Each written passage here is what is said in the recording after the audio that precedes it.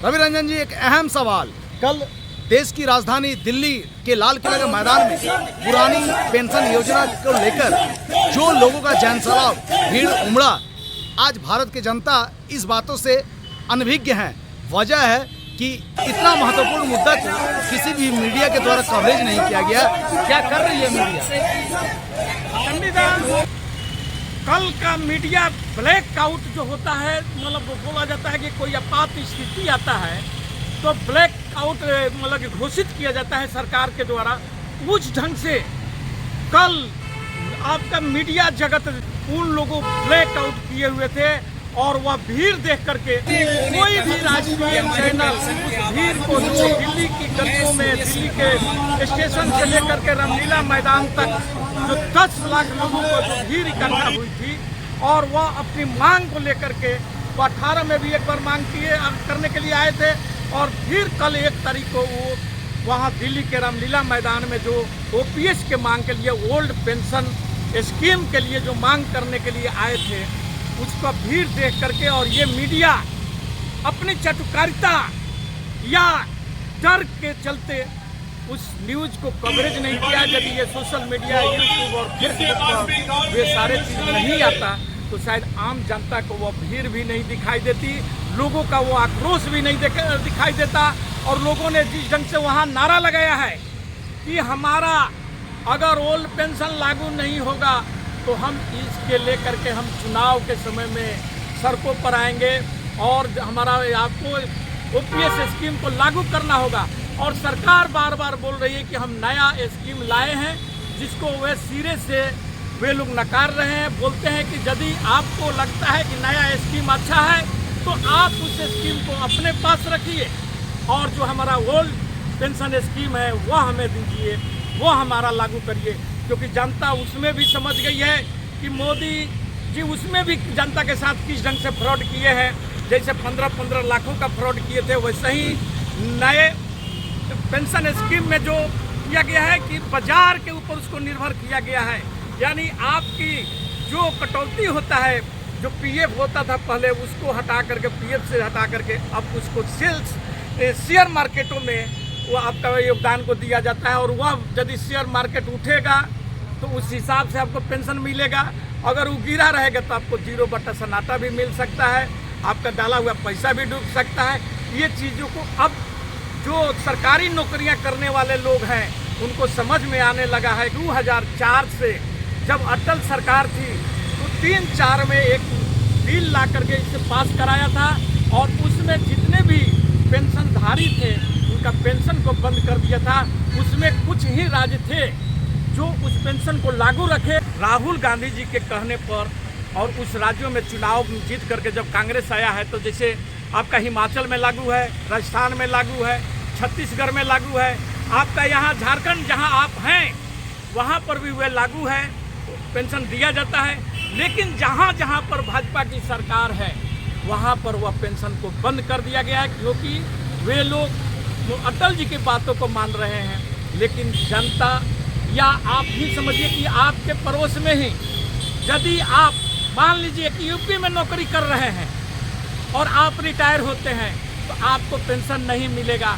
लेकिन वहीं एक भाई आपका यदि झारखंड में नौकरी करता है, बिहार में नौकरी करता है, पश्चिम बंगाल में नौकरी करता है, या छत्तीसगढ़ में नौकरी करता है, राजस्थान में नौकरी करता है, हिमाचल में नौकरी करता है, तो वह पेंशन के हकदार बन जाता है।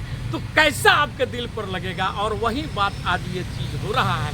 आज वह जो भीड़, वहाँ आक्रोश जो, और जिस ढंग के नारा लगा रहे थे लोग, इससे साफ साबित हो रहा था कि ये नारा जो था यह मोदी के खिलाफ था, क्योंकि वो चौकीदार बोल करके नारा लगा रहे थे। और वो ये नारा लगा रहे थे कि अब की बार ओपीएस का सरकार बनेगा, जो ओपीएस देगा उसी का सरकार बनेगा, ना चौकीदार का सरकार बनेगा। आज क्यों ना हमारे बुजुर्ग चौकीदार चोर है कहे, एक बहुत चिंतन का विषय है, सोचनीय विषय है कि किसी भी सेवानिवृत्त कर्मचारी जब सेवानिवृत्त होते हैं तो उनका बुढ़ापा का सहारा उनका पेंशन होता है, जिसको पूरी तरह से भाजपा शासित प्रदेशों में खारिज कर देना ये न्याय संगत नहीं है, जिसको जनता बर्दाश्त नहीं करेगी। और क्या कहें, इस मीडिया को, चाटुकारिता को, इस दलाल को जो ऐसे खबर को प्राथमिकता नहीं देते हैं और चाटुकारिता में परेशान रहते हैं। आपको बतला दे चंडीदा कि 6.5 करोड़ सरकारी नौकरी में लोग अभी जो हैं वो 6.5 करोड़ लोग, 18 करोड़ के लोग आसपास में थे सरकारी नौकरियां में, लेकिन 12 करोड़ नौकरियां जो मोदी सरकार 16 के बाद से छीन लिया, लोगों को प्राइवेटेशन में डाल दिया गया। सारे जितने भी हमारे कल कारखाने थे, जितने भी हमारे सरकारी एमएयू था, उस सारे चीज़ों को जो अपने मित्र मंडली को ये कौड़ियों के भाव में बांट दिए, वे प्राइवेटेशन में जो डाल दिए, मोनेटाइजेशन जो कर दिए, जिसके चलते आज नौकरियां खत्म होकर के मात्र 6.5 करोड़ के आसपास रह गया है। उसमें से भी करीब 3.5 करोड़ नौकरियां जो है वो हमारे सेना से संबंधित, जैसे कि आपका थल सेना, वायु सेना, जल सेना, उन लोगों को तो पेंशन दिया जाता है, उस पर हाथ नहीं लगाते हैं मोदी जी। वहाँ डर है इनको, क्योंकि वहाँ राष्ट्रवाद इनका नज़र आने लगता है। लेकिन जहाँ वहीं पर हमारे करीब 7 और भी ऐसी सेना की अलग अलग डिपार्टमेंट है, जैसे कि आप देखते होंगे सीआरपी है या सीआईएसएफ है या इस ढंग के और भी जितने भी कंपनियां हैं जो सुरक्षा से संबंधित है, और वह भी उतना ही काम करता है जितना हमारा सेना सीमा पर काम करता है, उतना ही इन लोगों का भी काम रहता है, क्योंकि सेकंड लाइन में यही लोग खड़े होते हैं। पुलवामा में देखे होंगे वंचित है, इसलिए उनके परिवारों को आज तक शहीद का दर्जा नहीं दिया गया। पुलवामा वाले जितने भी शहीद, हमारे 42 जवान शहीद हुए थे, लेकिन जो सिर्फ 3 थल सेना, वायु सेना और जल सेना में मुख्य रूप से हैं, उन्हीं लोगों का ये आपका ओपीएस लागू है, चालू है। और इसलिए जनता में ये आक्रोश फैल रहा है कि भैया वह सेना के ही वो लोगों में जो अन्य कंपनियां में हैं, उन लोगों को ये लग रहा है कि उनको दिया जा रहा है, मुझे नहीं दिया जा रहा है। और एक तरफ जो भाजपा से अलग, भाजपा की जहां सरकार नहीं है, विपक्षों की सरकार है, वहां पर इनका ओपीएस मिल रहा है, लेकिन जहां पर भी केंद्र सरकार है या बीजेपी की सरकार है, वहां पर आखिर इसको क्यों बंद किया गया है? क्या इनको ओपीएस दे देने से हमारे देश पर इतना बोझ हो जाएगा जो हम 13 लाख इन अपने मित्रों को, ये जो एनपीए था, जो लोन उनका कर्ज नहीं चुका पाए थे, उनको राइट अप किए, उससे हमारा देश की अर्थव्यवस्था नहीं बिगड़ती है। लेकिन यदि इन लोगों को जो आपके लिए सरकारी सेवा में अपना योगदान दिया और उनको यदि ओपीएस दे देते हैं, तो क्या आपका अर्थव्यवस्था बिगड़ जाएगा? ये कहाँ का तुक है मोदी जी?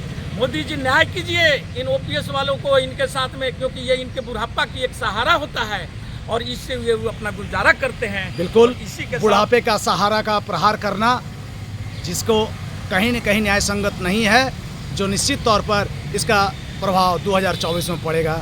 जय हिंद, जय भारत।